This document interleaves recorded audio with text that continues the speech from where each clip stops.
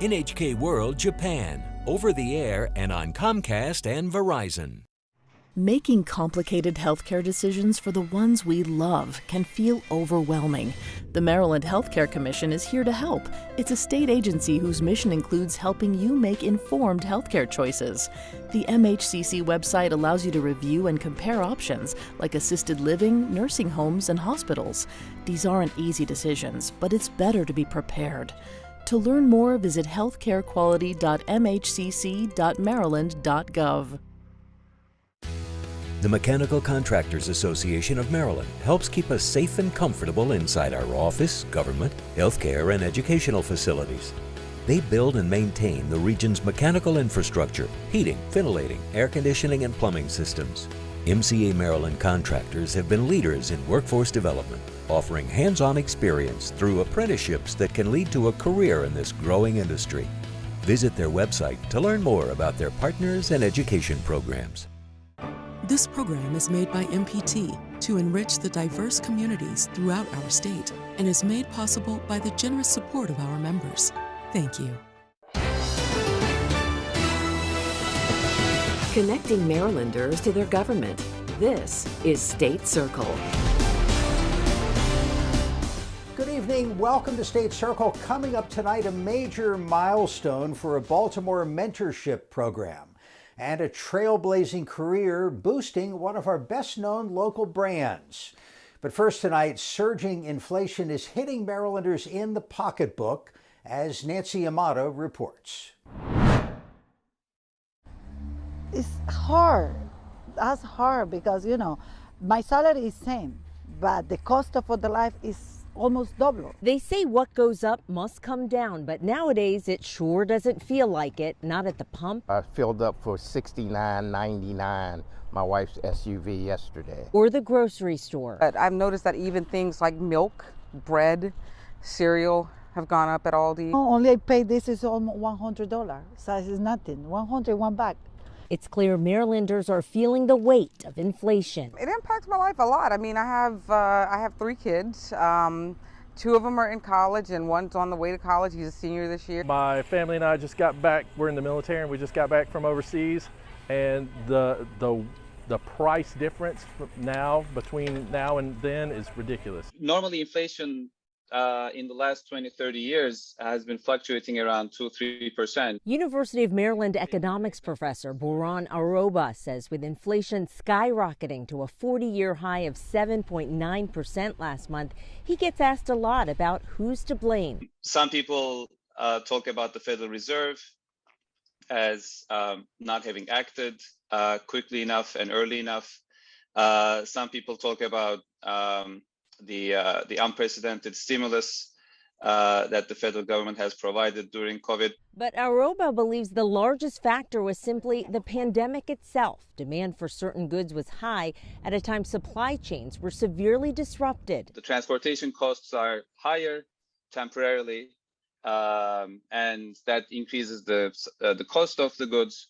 And the increase in demand also puts a pressure for the prices to increase. The big question is, will consumers get a break anytime soon? Much of research in economics show that the reaction of the economy to the actions of the Federal Reserve is by no means instant. So we don't expect anything to happen in the next few months just because the Fed is starting to increase the rates. It might take 1 to 2 years. With no relief in sight, some say they're doing everything in their power to stick to a tight budget and stretch those dollars out as much as possible. We had to, calculate everything. We're limiting the amount we eat out. We're shopping at discount stores. I try to consolidate my trips. It definitely impacts our vacation. I mean, I'm a teacher and that's one of the things I look forward to, vacation.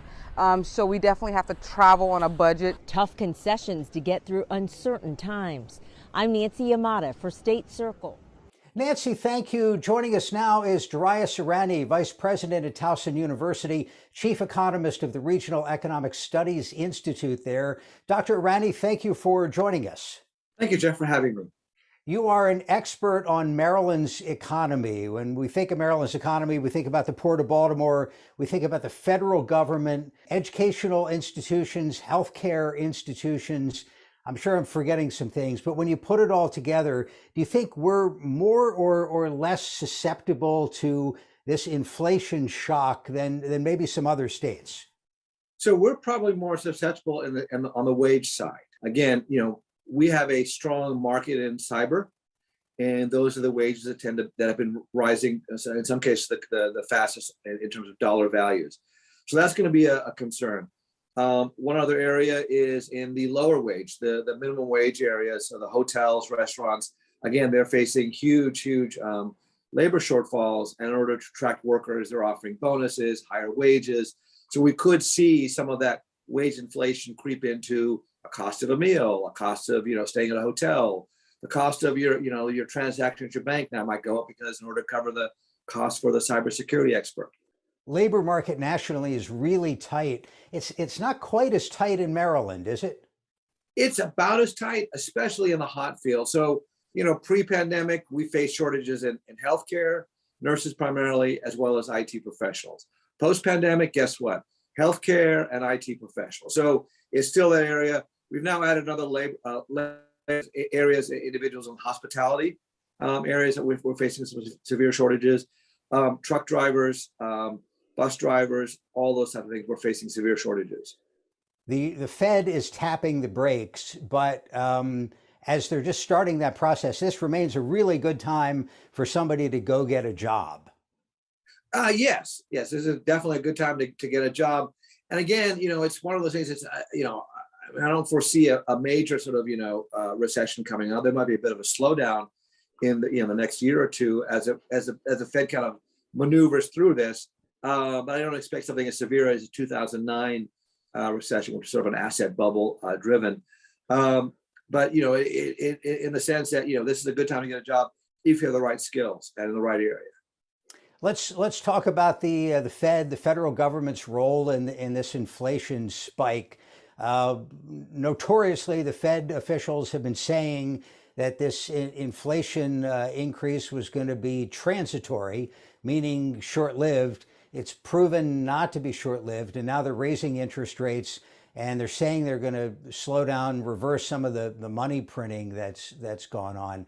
I guess the question is, what do consumers think is going to happen? In other words, are inflation expectations baked in so people are just going to get in the habit of everything's going to go up every year? Or is it possible that really is a little bit transitory and it's not like the 1970s, that in our hearts we think this really isn't going to last very long? So really, we started talking about inflation sometime in October, September of last year. So it really hasn't become fully baked into people's expectations. And even prior to that, we had 2%, 1% prices going up. So prices have always been rising steadily over the last, a decade. It's just we've noticed today sharply, and we've also noticed more sharply because every day we pass by a set of gas stations and we see the price going, oh my God, it's $4. It's now over $4. It's $4.50. We hear it on the news, like in California, it's $6 a gallon. So we're bombarded as consumers, the price effect of gas going up. If we didn't see gas prices going up, for the most part, most people might say, yeah, it's a little bit more expensive, but I don't think it's that much more expensive. But I think the fact that that gas prices are so visible to many people every day, that hits home. Somehow I'm no longer shocked by the $4, but when you're done filling up and you walk over to put the nozzle back in the pump and you see what the total bill is, that still hits you. Yes, that does. And then some owners are running the problem is that there's usually a limit, a cap on their debit cards if they can fill out a pump. So $125. Well, for most instances that might work well, but if you have a large SUV with a 25-gallon tank and you're filling up at $5 a gallon, you might run right near the cap already. So yeah, it's a challenge. Well, it depends what you're driving. I have a little car. I don't have a problem with that. But with what do you have, an Escalade? No, I have a small car, a little four-banger. Gets great gas mileage, but this price of gasoline, when prices of gasoline spike up, in the short term, people are really stuck. I mean, the demand for gasoline is very inelastic. They can't change. They can't figure out what they can do. In the long term, they may decide to trade in their low MPG car for a high MPG car, go electric, go hybrid. So there may be some alternatives that in the long term, they can reduce their reliance on gas, and therefore the amount that they spend on gasoline could go down. What is this going to mean for the housing market? We had a period of extremely low mortgage rates and high demand for housing. So the prices went way up. I mean, really tough situation if you're trying to buy your first house. And now we've seen mortgage rates. I mean, the 30-year is around 5% now. It's close to a double, and obviously huge impact on the monthly payment, which is the most important thing for a home buyer. So it's probably knocked a few people out of the market, but not enough to sort of quell the demand. So pre-pandemic was about a 6 million nationally, 6 million housing unit shortage. So similar across the different states. So there's just not enough housing units for the amount of people who demand housing units. So that's going to be an ongoing problem. And that's been challenged by the fact that there's not enough construction workers, cost of materials have gone up, available land has gone down. So it's all these things that kind of contributing to the fact that there are just not enough housing units coming forward. And many people aren't putting the houses on the market. So the inventory for house on the market is low. You hear the word stagflation tossed around a lot, that the economy might stop growing the way it has because the Fed is tightening up. But at the same time, high inflation. Is that a realistic scenario? Well, you might see a transitory period where the economy might begin to slow down a bit through the effects of the Fed's actions, as well as you might see some lingering effects of the inflation. So there might be a period in which the two lines cross, but I don't think there's an extended period like in the 1970s where that was the norm rather than the exception. Daria Serrani at Towson University. Sir, thank you very much. Thank you, Jeff. Have a wonderful day. The University of Maryland, Baltimore held a landmark graduation ceremony for a group of high school students that the university has mentored since they were 11 years old. Charles Robinson has their story.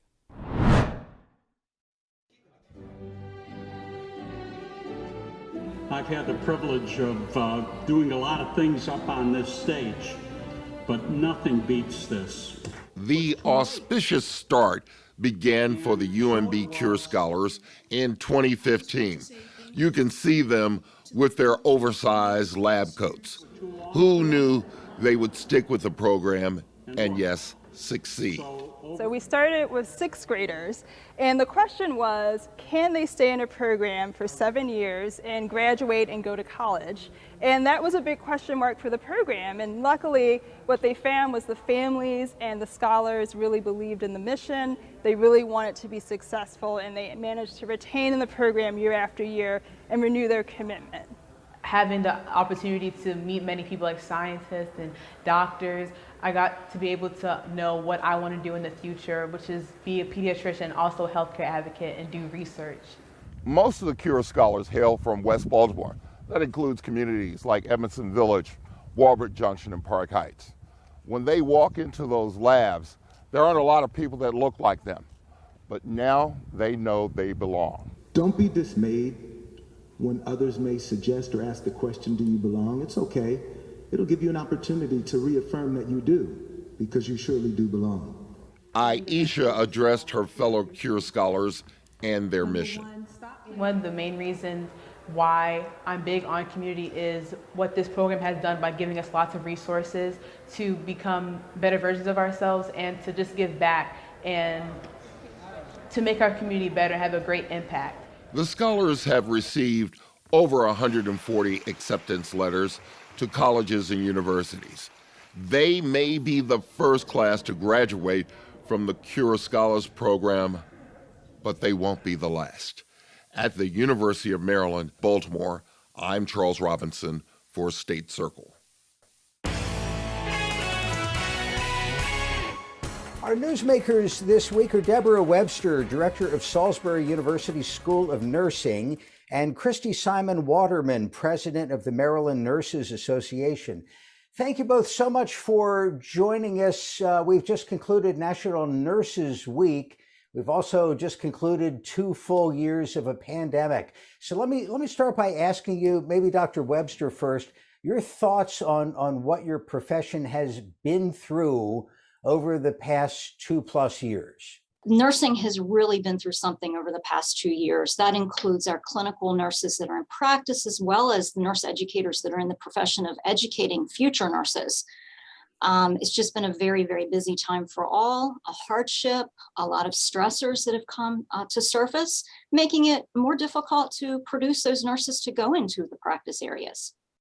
Dr. Simon Waterman, your thoughts? So yes, our profession, thank you so much, Jeff, for having us. And I want to take the opportunity to say Happy Nurses Month to all of our nurses. And our profession, this profession of nursing, we've been through a lot.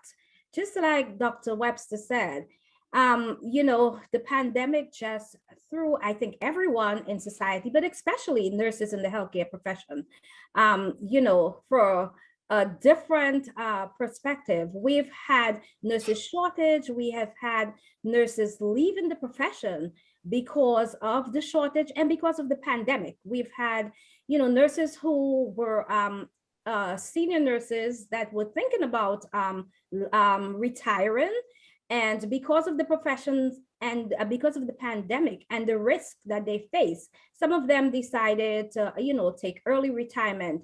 So, we've really been faced with a shortage of nurses, and we've seen our nurses stand up, stand tall, and be the superheroes of this pandemic and really serve our community.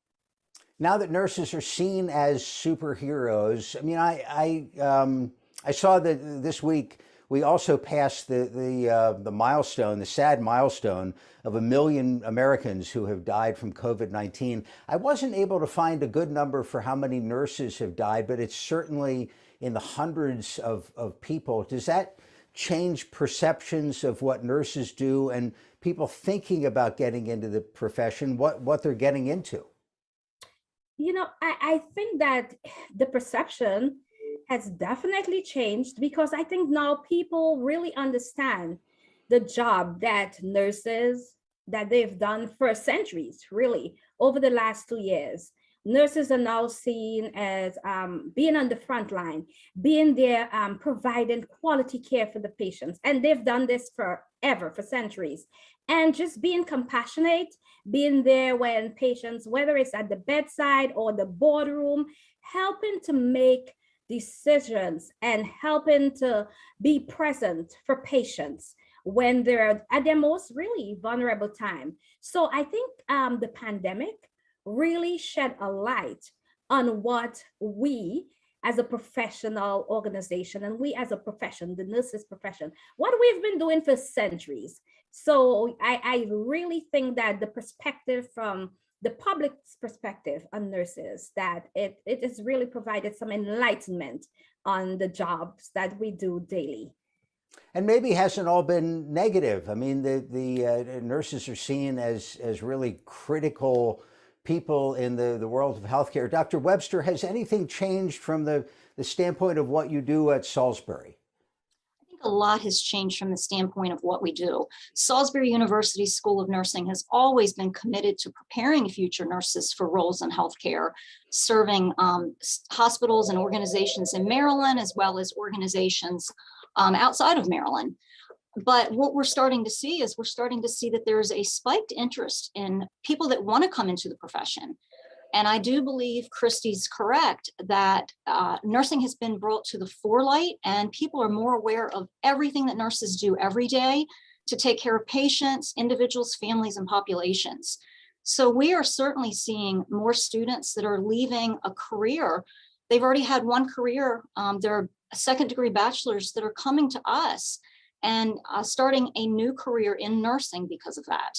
So talk a little more, if you would, about the second-degree bachelor's program and maybe within the setting of the different degree programs that you offer. Absolutely. So we have an undergraduate program that we have here at Salisbury University. Our traditional program produces approximately 65 to 70 nurses every single year, but we also have a second degree track. This track is specifically designed for students that have already had a career in another area or have a degree, bachelor's in some other area besides nursing, that have decided to return and have a second career. We've recently received a Maryland Higher Education Commission grant to intensify that program and create a track in which these students can complete the program within 12 short months, therefore producing nurses quicker into the organizations that so desperately need them during the nursing shortage. In addition to our undergraduate program, we have a graduate program. So we produce nurses that have come back for a master's degree in nursing education or as healthcare leaders, as well as a doctoral program, producing those family nurse practitioners that are so very important. And Dr. Simon Waterman, how do nurses with bachelor's degrees and advanced degrees fit into the overall membership of your organization? I don't know if it's if you're representing solely RNs, but other designations as well. So at the Maryland Nurses Association, yes. At this point, we represent solely RNs, and that is RNs from whether you have an associate degree, a bachelor's degree, a master's, or a doctoral degree. So any RN, you're welcome into our association. And, one thing I want to really highlight that Dr. Webster spoke about is that grant. It's important because we are facing a shortage for nurses. And I think it's so important for us to identify ways that we could, invite and enhance, encourage people to get into the profession. And having grants available, whether it be from a state, from state or federal, it would be, one of the many ways that we've been discussing over the legislative session with our legislators to invite new nurses into the program and try to combat the shortage that we're now facing. I wonder if employers are able to help in that way. And I think about like ROTC, where, you wind up with some military service afterwards. For somebody who wants to get a degree in nursing, maybe doesn't have the means, maybe doesn't want to take on a lot of debt, what are the alternatives? Jeff, it's really important that you brought that up. Experts have been sounding the alarm on the nursing shortage for quite some time now, but COVID has brought that shortage even more to light. And we're not just talking about the shortage of nurses in practice areas, but we're talking about the shortage of nursing faculty as well. We face that. So certainly anyone, the legislators or anyone else that can provide scholarship opportunities for people to be able to come back and continue their education. Right now, the financial burden that's happened because of COVID has created some situations in which some of the students that are interested in returning to school are now not able to do it. So we really do need that extra funding, and sources such as ROTC, even local hospitals that would like to financially support and provide scholarships for students could benefit from this. They would provide a scholarship for student, and then the student would return after graduation and work for that organization. Dr. Simon Waterman, your thoughts on somebody who may be watching, who is interested in the profession, wants to know the best way to get certified? I would say to that person, you're interested in an excellent profession, and I am proud to be, a member of this profession. I sit here today being just honored to be the president of the association and to represent nurses in Maryland. But I would say, contact your local schools, see what grants, what financial assistance that you have available that could assist you. Our thanks to Dr. Webster and Dr. Simon Waterman. Now, long before the term glass ceiling became a part of the lexicon, one local woman became a trailblazer. Our Sue Copen has her story. Do you know that? Who is that? That's his casket. Oh, okay. It's me. All right, who is this? At 98 years old, it's easy to forget a few people you've met along the way. And Martha Wagner has met many, especially during her years with the Park Sausage Company. I got a chance to meet a lot of people. That way when I go into different stores to demonstrate and talk to the managers, Martha often went along for the ride, joining the company's truck drivers as they delivered their product to the stores. It wasn't no hanky-panky. We got along very well. Martha was with Parks from its beginning. I started out as a bookkeeper, and then I made office manager. Her job expanded to include overseeing the company's marketing and distribution, as well as handling the company's day-to-day operations. I always had some sort of tendency to be a leader, so what happened now that when instructing other people what to do. Mr. Parks took her with him and that's how she became the first black woman in the management society. And she just, from there. But he could see the potential and see Mama was smart. Martha worked at Glen L. Martin during World War II, helping to assemble planes for the war effort. She joined Parks, which became the first black-owned company to be listed on the New York Stock Exchange after the war. And while this recent historic marker outside Baltimore's M&T Bank Stadium notes the beginnings of the Parks Company, the actual start of the company was much more modest, in the basement of Parks' residence. In the basement wasn't nobody in there but Mr. Parks, Mr. Haysbert, Miss Gaskins, and myself. The first office manager of a big company, first woman, that's an amazing story. To travel and do all that, and just to start out in a basement apartment and the company to grow to a multi-million-dollar company, it's just an amazing story. That's history in itself. And there's that Park sausage commercial heard throughout the region. More Park sausages, Mom. More Park sausages, please. Martha had a hand in that, too. Well, it started out more Park sausages, Mom. And a customer or somebody complained that the child didn't have any manners. So that's how the police got added to it. For Martha Wagner, it was all just a part of doing her job. Did you know that you were breaking a glass ceiling where no other woman had gone? I didn't think about it at the time. But now, what do you think? Well, I just realized I was the first. Mama is strong to have dealt in an all-man's world, predominantly white world, and then she still come out on top. Yeah. And has outlasted every one of them. In Pikesville, Sue Copen for State Circle. Sue, thank you, and thank you for watching State Circle. Have a good night.